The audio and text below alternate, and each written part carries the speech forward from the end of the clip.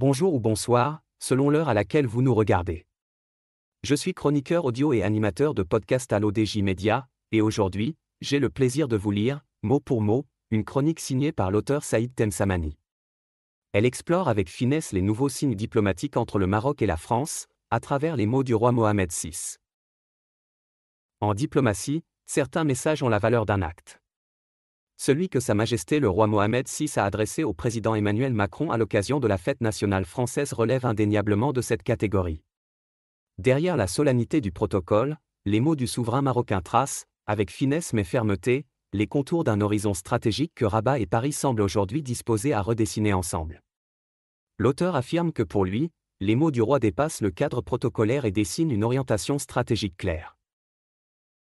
Au-delà des formules de courtoisie d'usage, chaleureuses félicitations et vœux de prospérité pour le peuple français, c'est bien une vision de fond que le roi du Maroc exprime, celle d'un avenir solidaire, enraciné dans l'histoire mais tourné résolument vers l'avenir.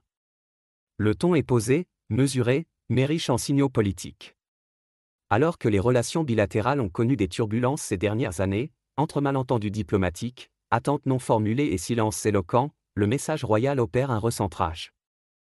Il évoque sans détour la nécessité de redéfinir le cap de la coopération, comme à chaque étape décisive de l'histoire commune. Le verbe est fort, il suggère une volonté partagée de dépassement, une capacité à retrouver du souffle là où les automatismes avaient perdu de leur vigueur. L'auteur ajoute que le message royal s'inscrit dans une logique de mise à jour du partenariat d'exception renforcé. Mais c'est surtout la référence à un partenariat d'exception renforcé qui donne à ce message toute sa portée stratégique. Ce concept, initié par les deux pays dans les années 2000, ne se limite pas à un slogan diplomatique, il incarne une ambition profonde, celle d'un lien dense, structurant, capable d'évoluer avec son temps.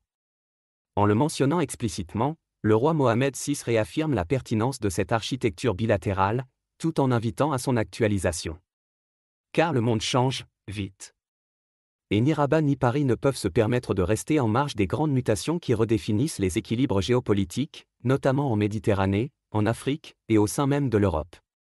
C'est là que le Maroc, fort de sa stabilité, de son rôle pivot en Afrique, de sa proximité stratégique avec l'Union européenne, mais aussi de sa voix écoutée dans les forats internationaux, propose une relation repensée, exigeante et équitable.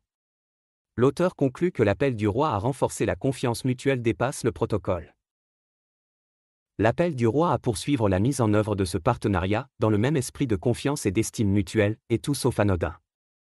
Il s'inscrit dans une séquence diplomatique plus large, marquée par la nécessité pour la France de clarifier ses priorités en Afrique du Nord, mais aussi pour le Maroc d'élargir et de hiérarchiser ses alliances. En un mot, il s'agit moins ici d'un simple message de circonstance que d'un jalon sur la voie d'une possible réconciliation diplomatique.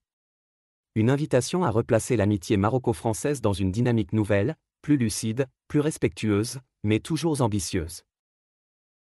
Dans un monde fracturé, les vieilles alliances ne survivent que si elles savent se réinventer. Ce message royal en donne le ton. À Paris d'y répondre, avec la hauteur de vue que requiert une relation aussi dense, aussi précieuse, et désormais aussi exigeante. Merci de nous avoir suivis pour cette lecture fidèle de la chronique de Saïd Temsamani. J'espère avoir transmis avec clarté et respect l'intention et le message de son auteur. On se retrouve très bientôt pour une nouvelle lecture éditoriale, ici même, sur l'ODJ Média. À très vite.